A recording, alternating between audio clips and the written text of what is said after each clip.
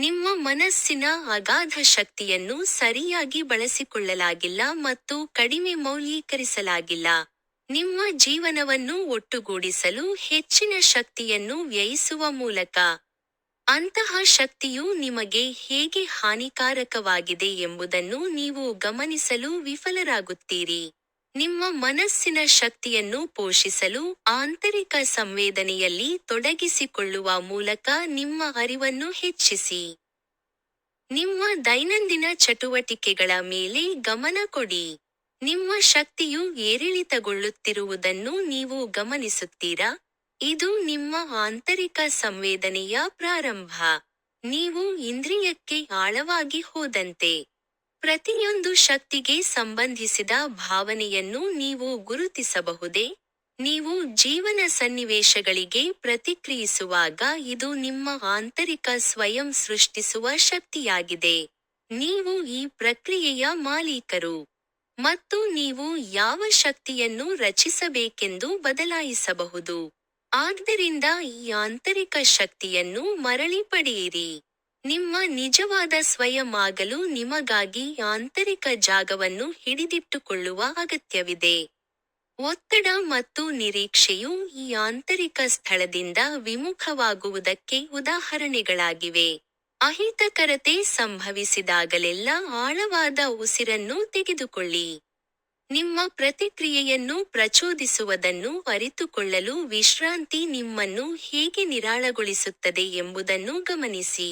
ನೀವು ಇದನ್ನು ನಿರ್ವಹಿಸುವಾಗ ನೀವು ಅಹಿತಕರ ಭಾವನೆಯನ್ನು ಸಹ ಬಿಡುಗಡೆ ಮಾಡಬಹುದು.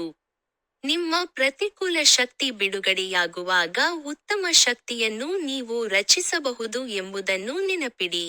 ನೀವು ಧಾರ್ಮಿಕ ಸಾಧನಗಳನ್ನು ಬಳಸುತ್ತಿದ್ದರೆ, ಅವು ನಿಮ್ಮ ಪ್ರತಿಕೂಲ ಶಕ್ತಿಯನ್ನು ಕಡಿಮೆ ಮಾಡಲು ತಾತ್ಕಾಲಿಕವಾಗಿರುತ್ತವೆ ಮತ್ತು ನೀವು ಸೃಷ್ಟಿಸಿದ ಶಕ್ತಿಯನ್ನು ತಡೆಯಲು ಸಾಧ್ಯವಿಲ್ಲ. ಕಷ್ಟ ಅಥವಾ ದುರದೃಷ್ಟಕರ ಘಟನೆಯಿಂದಾಗಿ ನಿಮ್ಮ ನಾಳೆಯನ್ನು ನಿರೀಕ್ಷಿಸಲು ನೀವು ಶ್ರಮಿಸುತ್ತಿದ್ದೀರಿ. ಪ್ರಗತಿಯಲ್ಲಿ ನೀವು ದೂರವಿರುತ್ತೀರಿ, ಕಹಿ ಅಥವಾ ದ್ವೇಷಪೂರಿತರಾಗುತ್ತೀರಿ. ಈ ಕಂಪಿನಿಂದ ನಿಮ್ಮ ಪರಿಸರವು ನಿಮ್ಮಂತೆಯೇ ಆಗುತ್ತದೆ. ಅಹಿತಕರತೆಯನ್ನು ತಿರುಗಿಸಲು ಉತ್ತಮ ಶಕ್ತಿ ಯಾವುದು ಎಂಬುದನ್ನು ನೀವು ಗ್ರಹಿಸಿಲ್ಲ. ಅದರ ಬಗ್ಗೆ ಪೂರ್ವಭಾವಿಯಾಗಿರಲು ನೀವು ನಿಮ್ಮೊಳಗೆ ಪ್ರಾರಂಭಿಸಬೇಕು. ಕೆಲವು ಜೀವನ ಮುಖಾಮುಖಿಗಳ ಕಡೆಗೆ ನಿಮ್ಮ ನಕಾರಾತ್ಮಕತೆಯನ್ನು ತೀರ್ಪು ಮತ್ತು ಅಸಮಾಧಾನ ಬದಲಾಯಿಸಲು ನೀವು ಏನು ಮಾಡಬಹುದು?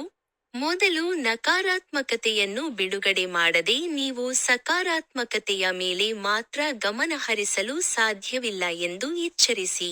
ಇಲ್ಲದಿದ್ದರೆ, ನಕಾರಾತ್ಮಕತೆಯನ್ನು ನಿಗ್ರಹಿಸುವುದು ಅಥವಾ ನಿರ್ಲಕ್ಷಿಸುವುದು ಒಂದು ದಿನ ಸ್ಫೋಟಗೊಳ್ಳುತ್ತದೆ. ನೀವು ಈಗಾಗಲೇ ಅದನ್ನು ಅನುಭವಿಸಿರಬಹುದು. ಕತ್ತಲ ಮೋಡವು ನಿಮ್ಮಲ್ಲಿ ಆಸಕ್ತಿಯನ್ನು ಹೊಂದಿಲ್ಲ ಮತ್ತು ಆದರೂ ನಿಮ್ಮ ಆಲೋಚನೆಯು ಅದರಿಂದ ಆಕ್ರಮಿಸಲ್ಪಟ್ಟಿದೆ. ವಾಸ್ತವವನ್ನು ಅತ್ಯಂತ ಪ್ರಾಮಾಣಿಕ, ನಿಜವಾದ ರೂಪದಲ್ಲಿ ಪ್ರಕ್ರಿಯೆಗೊಳಿಸಲು ನಿಮಗೆ ಸಾಧ್ಯವಾಗದಂತೆ ನೀವು ಎಷ್ಟು ಅಸ್ತವ್ಯಸ್ತತೆಯನ್ನು ಹೊಂದಿದ್ದೀರಿ. ಆದ್ದರಿಂದ ನೀವು ಆಗಾಗ್ಗೆ ಉದ್ದೇಶವನ್ನು ತಪ್ಪಾಗಿ ಅರ್ಥೈಸಿಕೊಳ್ಳುತ್ತೀರಿ. ನೀವು ವಿಶ್ಲೇಷಣಾತ್ಮಕರು ಎಂದು ನೀವು ಭಾವಿಸಬಹುದು. ಆದರೆ ಇದು ನಿಮ್ಮ ಛಿದ್ರಗೊಂಡ ಆತ್ಮದ ಒಂದು ಭಾಗ ಮಾತ್ರ.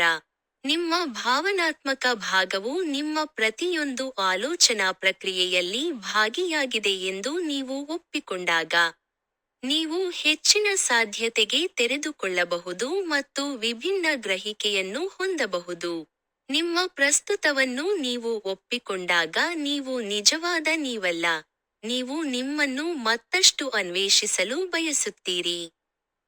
ನೀವು ಸಾಮಾನ್ಯವಾಗಿ ನಿಮ್ಮನ್ನು ವ್ಯಕ್ತಪಡಿಸಿದರೂ, ನೀವು ಅದನ್ನು ಬಹಿರಂಗವಾಗಿ ಒಪ್ಪಿಕೊಳ್ಳುವುದಿಲ್ಲ ಅಥವಾ ನಿಮಗೆ ಅದರ ಅರಿವಿಲ್ಲ ಎಂಬ ಆಳವಾದ ಭಾವನೆಯನ್ನು ನೀವು ಮರೆಮಾಡಿದ್ದೀರಿ.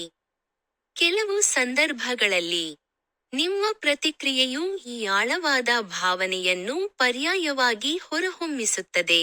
ಇದು ಒಳ್ಳೆಯ ಸಂವಹನವೂ ಅಲ್ಲ ಅಥವಾ ಆರೋಗ್ಯಕರ ಜೀವನವೂ ಅಲ್ಲ. ಈ ಆಳವಾದ ಭಾವನೆ ಅನ್ಯಾಯ, ದ್ರೋಹ ಮತ್ತು ದುಃಖದಂತಹ ಭಾವನಾತ್ಮಕ ಗಾಯದಿಂದ ಬಂದಿದೆ. ನೀವು ಗುಣಮುಖರಾಗಲು ಬಯಸಿದರೆ, ಧೈರ್ಯದಿಂದ ಗುಣಮುಖರಾಗಲು ನಿಮ್ಮ ಹಿಂದಿನದನ್ನು ಮತ್ತೊಮ್ಮೆ ನೋಡಬೇಕಾಗಿದೆ. ನೀವು ಗುಣಮುಖರಾಗಲು ಬಯಸದಿದ್ದರೆ, ನೀವು ಪ್ರಾಮಾಣಿಕವಾಗಿ ನಿಮ್ಮನ್ನು ಕೇಳಿಕೊಳ್ಳಬೇಕು. ಈ ಹೊರೆ ಮತ್ತು ಆಘಾತವನ್ನು ಹೊರುವುದು ಯೋಗ್ಯವಾಗಿದೆಯೇ? ನಾನು ಬಯಸುವುದು ನಿಜವಾದ ಸಂತೋಷವೇ?